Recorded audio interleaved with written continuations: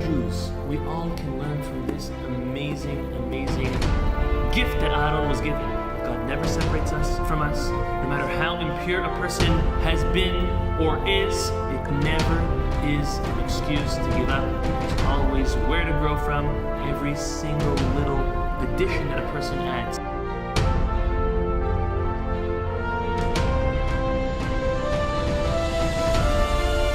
Okay, good evening. This week we are reading 2 Parashiot for the last time in a long time. We are finishing this week the book of Leviticus, the book of Vayikra, and we're finishing off with the 2 Parashiot of Behar and Bechukotai. So we're going to start off with Behar, this week's parasha being Behar, and right at the beginning of the Torah portion, of this week's Torah portion, it says as follows, and I'll quote. We're in chapter 25, verse 1. It says as follows. Vaydaber Adonai el Moshe Behar Sinai lemor. The only time that we find in our entire Torah that God is speaking to Moses from Mount Sinai saying. So first of all, what's he saying? Well, let's see the next verse. The next verse says as follows. Ki tavo el haaretz, when you come to the land of Israel, asher ani noten lachem, that I've given to you, v'shaveta haaretz shabat ladonai. Let the land rest. Well, when?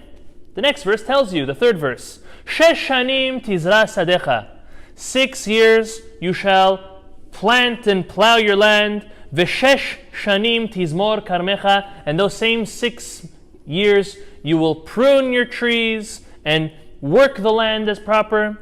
Ve'asafta et tevu'ata, and you will gather all of its produce. And then following that says, but on the 7th year you shall not work the land. So we have a lot to talk about in a short amount of time, but we're going to get to the bottom of this one way or another. So the first thing we're going to speak about is the correlation between Har Sinai and the mitzvah of Shemittah. Shemittah, as we just read, is the obligation that those that are living in Israel and occupying Israel and using the land to produce its agriculture and its crop should every 7 years give the land a break, give it a rest. This is likened to the human being. The human being needs a rest at least once every 7 days. Once in a while we need more than a rest. So we have Shavuot coming up. We got 3 days straight. We have sometimes a full 7 days like Pesach or Sukkot. We have partial days like Rosh Chodesh and other days. Chanukah, Purim. But the land needs no more than 1 year for every 7 years. In modern science and agriculture, they have also come up with the concept.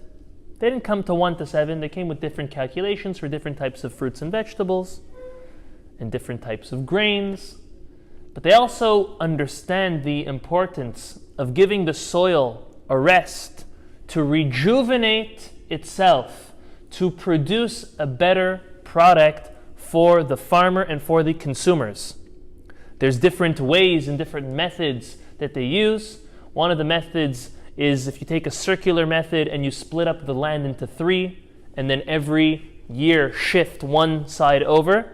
That's one method of doing it. Yet the Torah says all the land should be worked 7 years straight, 6 years straight, and the 7th year all the land should not be worked at all. It's in order to give it strength and rejuvenate. So why does the Torah tell us that God told this to Moses at Mount Sinai?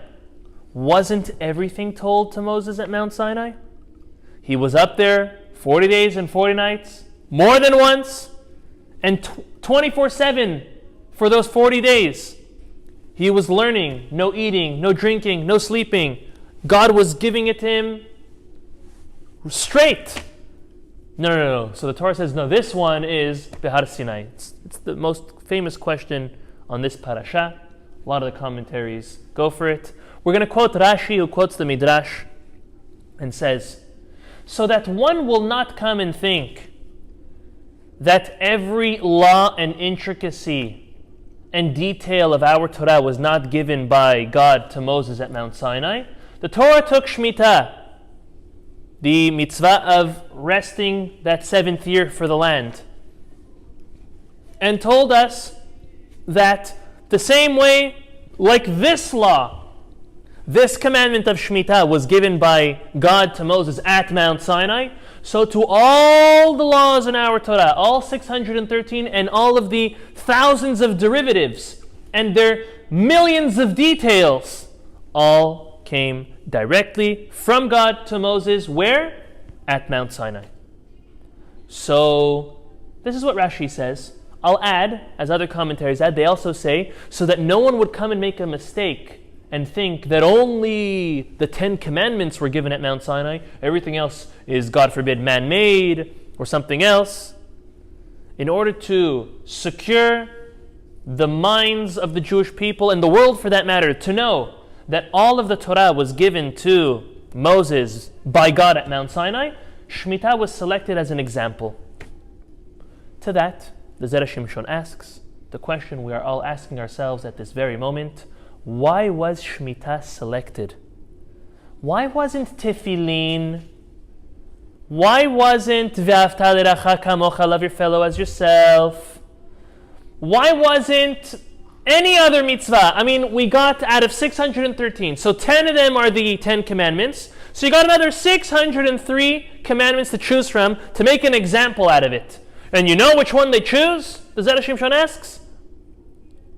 Shemittah.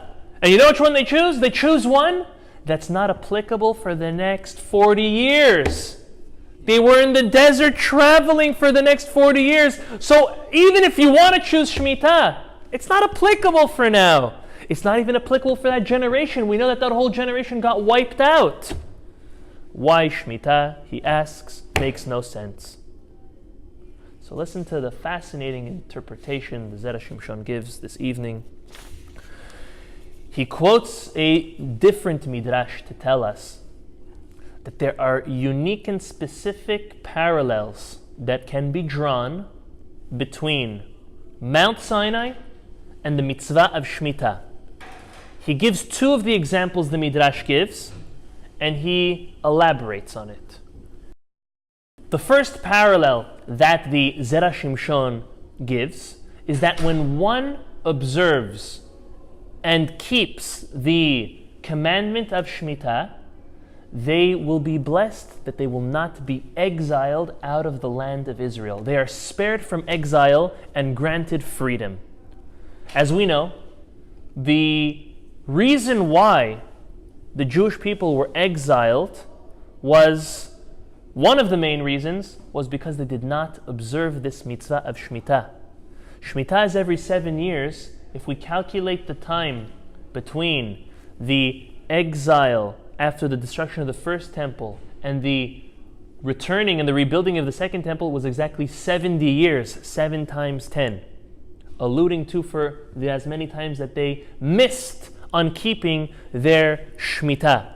So there's a clear correlation between exile if you don't keep Shemittah, or freedom and enjoying the land of Israel when keeping Shemittah.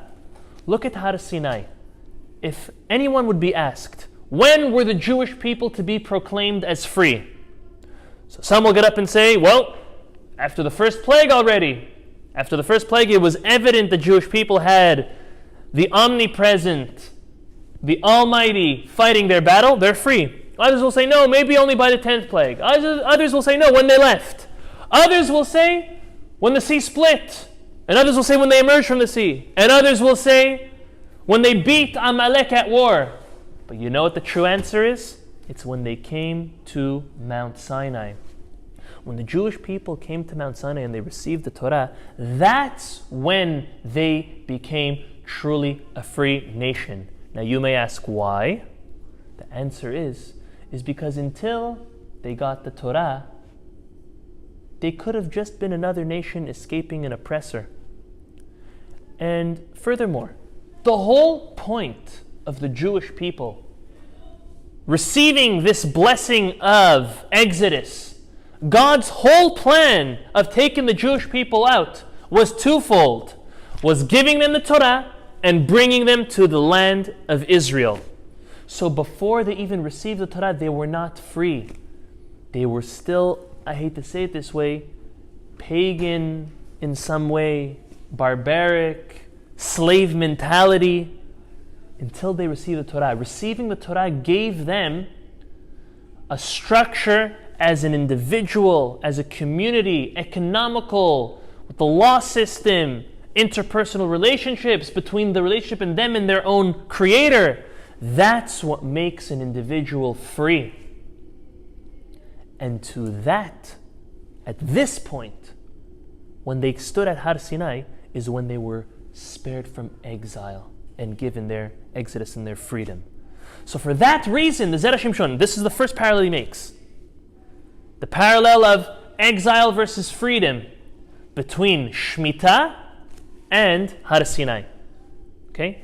Listen to the second parallel he makes through the Midrash. The Midrash tells us, the commentaries all cite it, that one who observes the mitzvah of Shemittah will be blessed with ultimate blessings and even a large amount of prosperity and livelihood and parnasa. And where do we see that from? Well, later on in the Torah, in this week's Parashat, it says, and what are you going to do if someone comes and asks, what am I going to eat in the 7th and 8th year?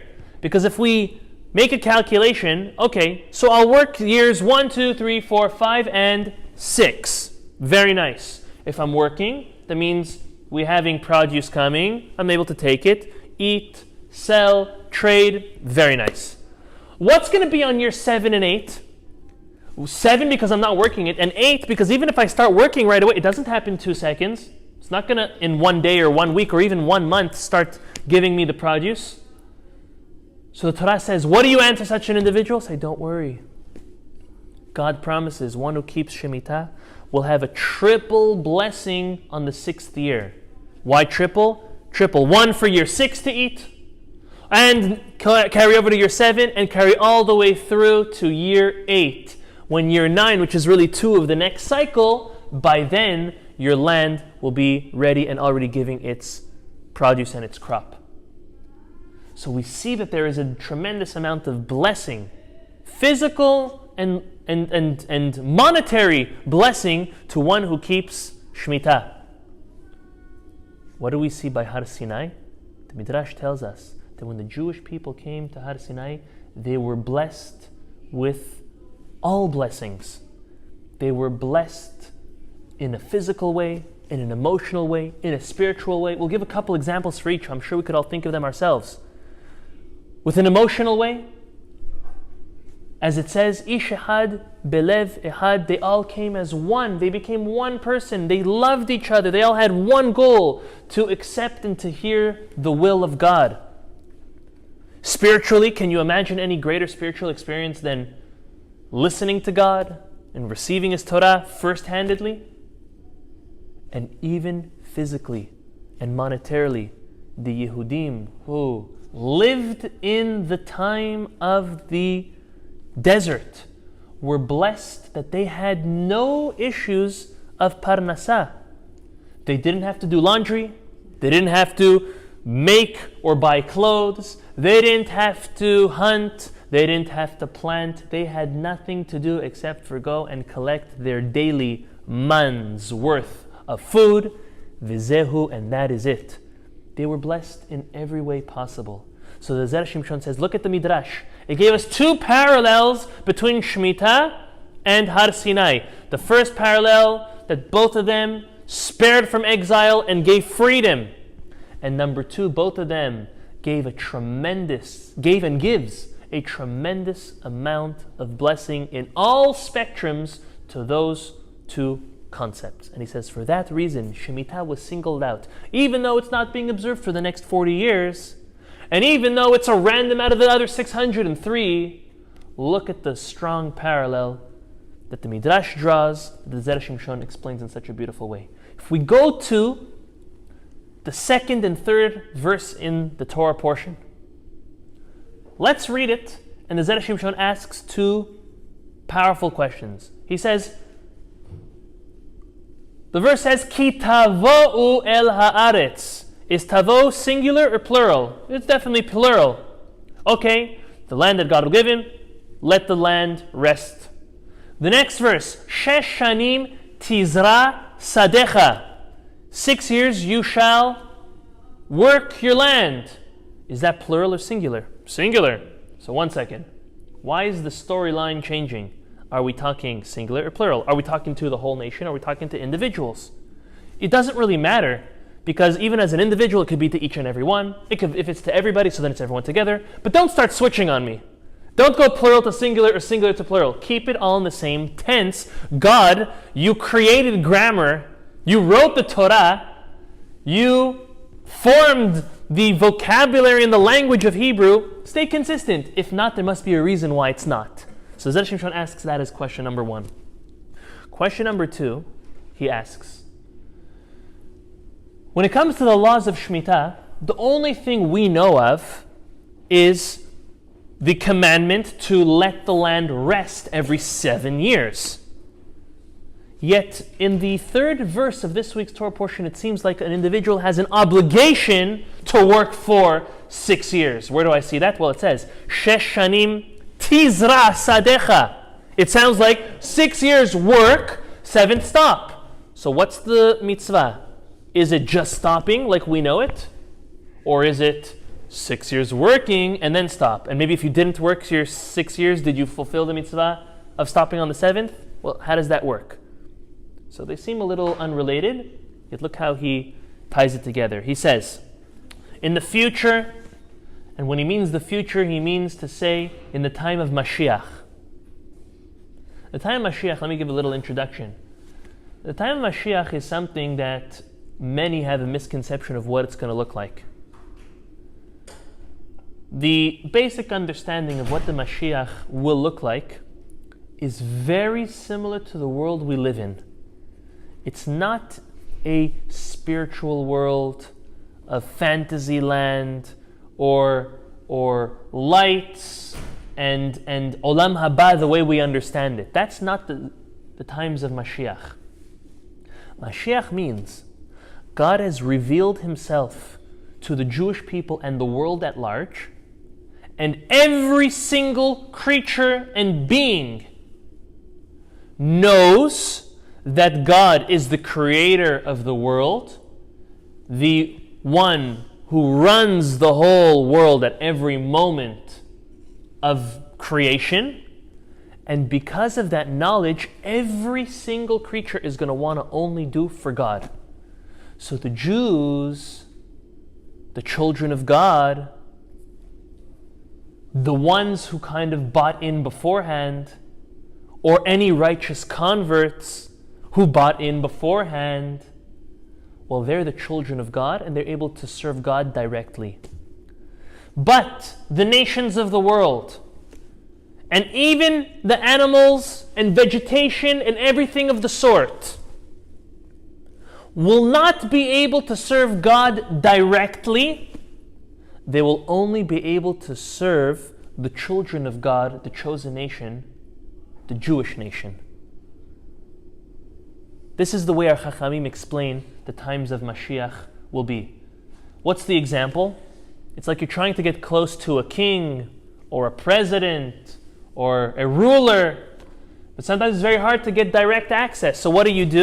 You go to their children, you go to their closest advisors, and you try to pay them off or act nice to them in order to get to the next step.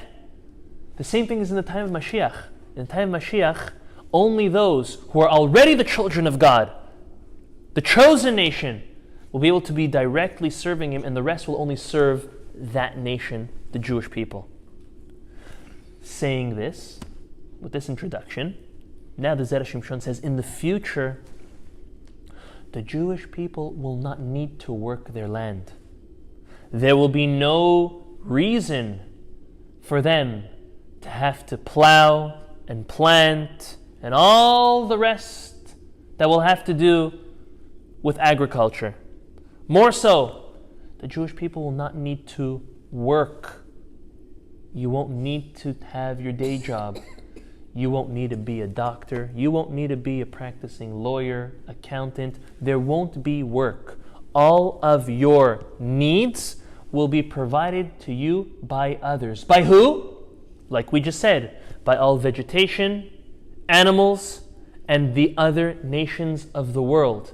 Because their service to God will be to us, for us to fulfill our purpose. So we won't have to do anything. Now, he takes a step further. He says, even in the time when the Jewish people occupied the land of Israel, the righteous ones did not need to work their land for a livelihood. It was done on its own. Their parnasa came from God, and everyone had their different arrangement. Some people owned fields and it ran on its own. Some people didn't own fields and they had food and parnasa brought to them one way or another. But that was only for the righteous. I'd like to clarify there's a difference between tzaddikim and hasidim. Tzaddikim are righteous individuals, people who follow the letter of the law. That means what's mine is mine and what's yours is yours, and that's fine, and I've done the right thing. A hasid is someone who goes above the letter of the law.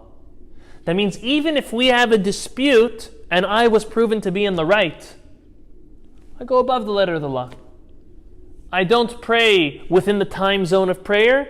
I pray the earliest and most opportune time to pray.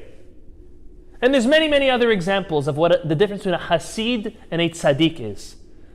But the Zera Shimshon says, even only tzaddikim, only, like we can aspire to be tzaddikim and that would be great. Hasidim is the next level. Again, being righteous and then pious. Okay? He says the righteous ones that lived in Israel, they didn't need to work their land because they were righteous and God took care of their financial needs. So now he spins us back to our pasuk, answering the second question first of, so do we have an obligation to plant or not plant for 6 years? Answer is yes. To those who their livelihood is not taken care of for them because they're not at the level of a tzaddik, they need to work. Don't rely on charity. Don't rely on the community fund. Pick yourself up, learn a trade, pick up a shovel, a rake, go pick your fruit, do whatever it takes. Don't fall on the burden of the other Jewish people. But why was it, going back to the first question, why was it starting in plural and then ending off in singular? Because the whole obligation of keeping Shemittah was given to the whole Jewish people. Now the majority of them were tzaddikim. They didn't have to work their land. So therefore, in singular, shesh shanim tizra sadecha, who's that talking to? It's talking to the individuals who had to work because they were not at the level of being righteous enough that their work would be done for them. So just in case I got a little too twisted on that, let me just repeat. We asked, it's going from plural to singular, and then it seems like there's an obligation to work. Answer is, it started plural because it was talking to the whole Jewish people, don't work on 7 years. It moved to singular to tell you, for those singular and individuals, the few and far between who had to work the land of Israel because they were not tzaddikim gmurim, complete righteous individuals, they need to work. They need to work and not let their burden fall on others, rather be as self-sufficient as possible. A fascinating way and insight into the mitzvah of Shemittah and the blessings that came along with it and the deep understanding of where the Torah was going with what it meant on saying. I'll just mention a quick moment on the concept of tzedakah. There's many different types of charities that a person can give. There's charity that a person could give to the state of Israel, to the IDF, to local schools, synagogues, food banks, poor people, kolelim, yeshivot, to name a few, and I'm sure there's even more. All of these causes are very worthy. I will not say anything against them, chas v'shalom, because they're all people who are really trying for the hardest. But we have an obligation to make sure that our tzedakah is the best bang for its buck. Let's put it that way. Like when you make an investment, you want the investment to do the best for you. You have $1,000 to invest. If you invest it one way, you can only make $1 a year. Other ways, you can make $100 a year. If you're very good, you can maybe make $500 a year. And the numbers are unlimited. So when we give our tzedakah, when we give our 10%, where is the best bang for its buck? So, first of all, the Rambam and the Shulchan Aruch give a detailed order of precedence to where tzedakah should go. We're not going to get into that deep now. One day we will. We've done it before. We'll do it again one day. But I want to just skip on to the concept of giving and helping poor people. I'll be the first to say that those who are unfortunate and those who need help definitely need to be helped. But we have to help them in a smart way. I'm just sharing my heart with you, and I don't have a perfect solution, but maybe the more I share my heart with others, HaKadosh Baruch Hu will take everyone's good thoughts and something will come out of it. We know all the famous saying of don't give someone fish, rather teach them how to fish. Unfortunately, when we help those who are needy and are living in poverty, they become completely dependent on the asking and the requesting and the laziness of not going to work, and we're doing them the greatest disservice. Yet, again, I pour my heart out. If you don't help them, it could resort to chas v'shalom, starvation, death in an extreme case, or robbery or murder. Chas v'shalom. So it's a very fine line, and this is only God Almighty who could help those who distribute tzedakah to poor people, of knowing how much and how often to give to those who are asking and are in need, enough to help them from a tragedy, but enough not to handicap them. And to that, every person, including myself when I'm faced with the challenge of deciding who and how to give, always needs to turn to God and say, Hashem, I'm your messenger. Please help me give, and give to be helpful and not to clip wings and to handicap. It's very, very hard. And that's why when large amounts of money are given to people who are in need, they need to be given the right way, the right time, through the right paths. When it comes to giving towards other greater organizations, normally there's a lot of eyes on it, and there's a lot of opinions, and there's a lot of control on how and where that goes, that it's normally going to the right place. But when it's going to poor people who are asking, I think, in my own opinion, it's the only case where it could do damage, sometimes more damage than good. So again, I'll say, we need to make sure to give to those who ask. We need to give to those who are living in poverty. Lo aleinu, may HaKadosh Baruch Hu bless that there are no Jews living in poverty. Chachamim tell us if every Jew would give their 10%, there would not be one poor Jew in the world. And they'd have enough to do their own business and make their own parnasah. So may that not be our challenge, but there is that challenge in the Jewish world. May HaKadosh Baruch Hu bless us in the merit of the Zera Shimshon and the merit of all of our Torah study and our good deeds and our good intentions, that the right amount gets to the right way, to the right people, which help them and build them up in a stronger way. Yezrat Hashem Yitbarach.